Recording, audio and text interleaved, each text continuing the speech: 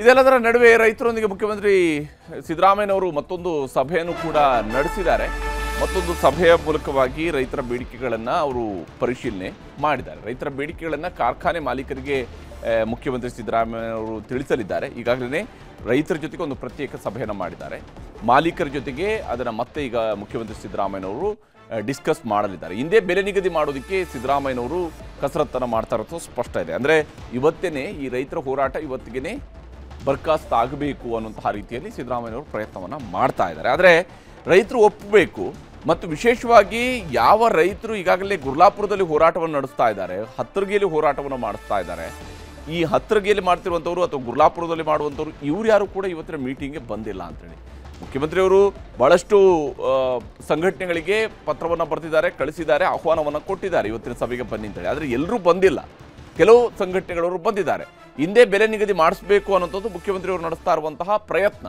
ಆದರೆ ಈ ಪ್ರಯತ್ನ ಯಶಸ್ವಿ ಆಗಬೇಕು ಅಂತ ಹೇಳಿದರೆ ಎಲ್ಲರೂ ಕೂಡ ಒಪ್ಕೊಳ್ಬೇಕಾಗತ್ತೆ. ಆದರೆ ಎಲ್ಲರೂ ಒಪ್ಕೊಳ್ತಾರಾ ಅದು ಇನ್ನೂ ಕೂಡ ಅನುಮಾನ ಇದ್ದೇ ಇದೆ. ಆದರೆ ಇಲ್ಲಿಂದ ವಿಧಾನಸೌಧದಿಂದ ಯಾವ ಸಂದೇಶವನ್ನು ಮುಖ್ಯಮಂತ್ರಿಗಳು ಕಳಿಸ್ತಾರೆ ಅನ್ನೋದನ್ನು ನೋಡಬೇಕು. ಇದರ ನಡುವೆ ರಾಜಕೀಯದ ಕಚ್ಚಾಟವು ಕೂಡ ಬಹಳ ಜೋರಾಗಿ ನಡೆದಿದೆ. ಇವತ್ತಿನ ಸಂಧಾನ ಸಭೆ ಮೊದಲ ಹಂತದ ಸಂಧಾನ ಸಭೆ ಮುರಿದು ಬೀಳೋದಕ್ಕೆ ಬಹಳ ಮುಖ್ಯವಾದಂಥ ಕಾರಣ ಇದರಲ್ಲಿರುವಂಥ ರಾಜಕೀಯ ಕಚ್ಚಾಟವೂ ಕೂಡ ಆಗಿದೆ. ಕಬ್ಬು ಬೆಳೆಗಾರರ ಹೋರಾಟ, ಬೆಲೆ ನಿಗದಿಯ ಬಗ್ಗೆ ರಾಜಕಾರಣಿಗಳ ಜಟಾಪಟಿ ಮುಂದುವರೆದಿದೆ. ಸರ್ಕಾರ ವರ್ಸಸ್ ಪ್ರತಿಪಕ್ಷ ನಡೀತಾ ಇದೆ. ಕೇಂದ್ರ ಸರ್ಕಾರದ ಲೋಪದೋಷಗಳ ಬಗ್ಗೆ ಮುಖ್ಯಮಂತ್ರಿಯವರು ಮನವರಿಕೆ ಮಾಡಿಕೊಡುವಂತಹ ಪ್ರಯತ್ನವನ್ನು ಮಾಡ್ತಾ ಇದ್ದಾರೆ. ಜನರಿಗೆ ಹೇಳುವಂತಹ ಪ್ರಯತ್ನವನ್ನು ಮಾಡ್ತಿದ್ದಾರೆ, ಅದನ್ನು ವಿವರಿಸ್ತಾ ಇದ್ದಾರೆ. ಸಂಧಾನ ಸಭೆಗೂ ಮುಂಚಿತವಾಗಿಯೇ ಪ್ರಧಾನಮಂತ್ರಿಯವರಿಗೆ ಪತ್ರವನ್ನು ಕೂಡ ಮುಖ್ಯಮಂತ್ರಿ ಸಿದ್ದರಾಮಯ್ಯನವರು ಬರೆದಿದ್ದಾರೆ. ಪ್ರಧಾನಿ ನರೇಂದ್ರ ಮೋದಿ ಅವರಿಗೆ ಪತ್ರವನ್ನು ಬರೆದಿದ್ದಾರೆ. ರೈತರ ಸಮಸ್ಯೆ ಬಗ್ಗೆ ಮಾತನಾಡೋದಕ್ಕೆ ತುರ್ತು ಸಮಯ ನೀಡುವಂತೆ ಪತ್ರದಲ್ಲಿ ಒತ್ತಾಯವು ಕೂಡ ಮಾಡಲಾಗಿದೆ. ನಮಗೆ ಡೆಲಿಗೇಷನ್ ತಗೊಂಡು ಬರ್ತೀವಿ, ನಮಗೆ ತುರ್ತಾಗಿ ಮಾತನಾಡೋದಕ್ಕೆ ಸಮಯಾವಕಾಶ ಕೊಡಿ ಅಂತ ಕೇಳಿದ್ದಾರೆ. ರಾಜ್ಯ ಸರ್ಕಾರ ಹೊಣೆಗಾರಿಕೆ ಬಿಟ್ಟು ಕೇಂದ್ರದತ್ತ ದೂರ್ತಾ ಇದೆ ಅನ್ನೋಂಥದ್ದು ಪ್ರತಿಪಕ್ಷ ಬಿಜೆಪಿಯವರು ಮಾಡ್ತಾ ಇರುವಂಥ ಆರೋಪ.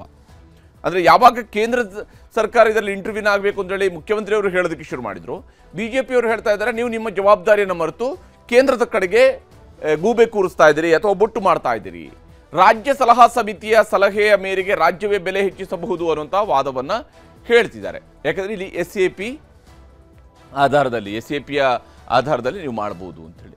FRP ಮಾಡುವ ಕೇಂದ್ರ ಸರ್ಕಾರ ಯಾಕೆ ಮಾಡಬಾರ್ದು, ಯಾಕೆ ಕೇಂದ್ರ ಸರ್ಕಾರ ಅವರೇ FRP ನಿಗದಿ ಮಾಡುವಾಗ ಅವರೇ ಯಾಕೆ ಮಾಡಬಾರ್ದು ಅಂತ ಹೇಳಿ ಸಿದ್ದರಾಮಯ್ಯನವರು ಕೇಳ್ತಾ ಇದ್ದಾರೆ. ರೈತರು ಬೀದಿಗಿಳಿದಾಗಲೇ ಸಮಸ್ಯೆ ಗೊತ್ತಾಯ್ತಾ ಅಂತ ಹೇಳಿ ಕೇಂದ್ರ ಹಾಗೂ ರಾಜ್ಯದ ನಡುವೆ ಈಗ ಜಟಾಪಟಿ ಶುರುವಾಗಿದೆ. ಕರ್ನಾಟಕದಲ್ಲಿ ರೈತರು ಈಗ ಹೋರಾಟ ಮಾಡ್ತಿದ್ದಾರೆ, ಕಬ್ಬು ಬೆಳೆಗಾರರು ಹೋರಾಟವನ್ನು ಮಾಡ್ತಾ ಇದ್ದಾರೆ. ವಿಶೇಷವಾಗಿ ಚಿಕ್ಕೋಡಿ ಭಾಗದಲ್ಲಿ ಬಹಳ ದೊಡ್ಡ ಮಟ್ಟದಲ್ಲಿ ಹೋರಾಟ ನಡೀತಾ ಇದೆ. ನಿಜಕ್ಕೂ ದೊಡ್ಡ ಮಟ್ಟದಲ್ಲಿ ಹೋರಾಟ ನಡೀತಿದೆ. ಸಾವಿರಾರು ಸಂಖ್ಯೆಯಲ್ಲಿ ರೈತರು ಇವತ್ತು ಬೀದಿಯಲ್ಲಿದ್ದಾರೆ. ಇದರ ನಡುವೆ ವಿಜೇಂದ್ರ ಅವರು ಮಾತನಾಡಿದ್ದಾರೆ, ಹಾಗೆಯೇ MB ಪಾಟೀಲರು ಕೂಡ ಮಾತನಾಡಿದ್ದಾರೆ.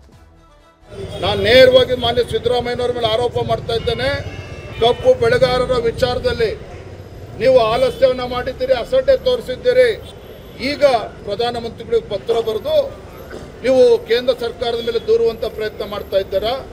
ಮಾನ್ಯ ಮುಖ್ಯಮಂತ್ರಿಗಳೇ, ನಿಮ್ಮ ನೆನಪು ಮಾಡಿಕೊಡೋದಕ್ಕೆ ಇಚ್ಛಪಡ್ತೇನೆ.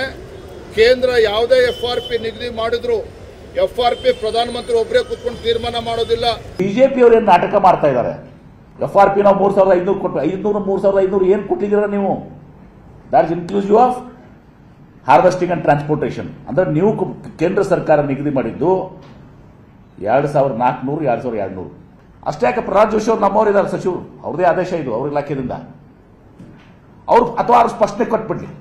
ನಾನು ಸವಾಲ್ ಆಗ್ತೀನಿ ಅವ್ರಿಗೆ. ಮುಗ್ಧ ರೈತರಿಗೆ ದಾರಿ ತಪ್ಪಿಸುವಂತ ಕೆಲಸ ಮಾಡ್ತಾ ಇದ್ದಾರೆ. ಮಲಗ್ಲಿ ಹೋಗಿ ವಿಜೇಂದ್ರಲ್ಲಿ ಪ್ರಧಾನಮಂತ್ರಿಗಳ ಮನೆ ಮುಂದೆ.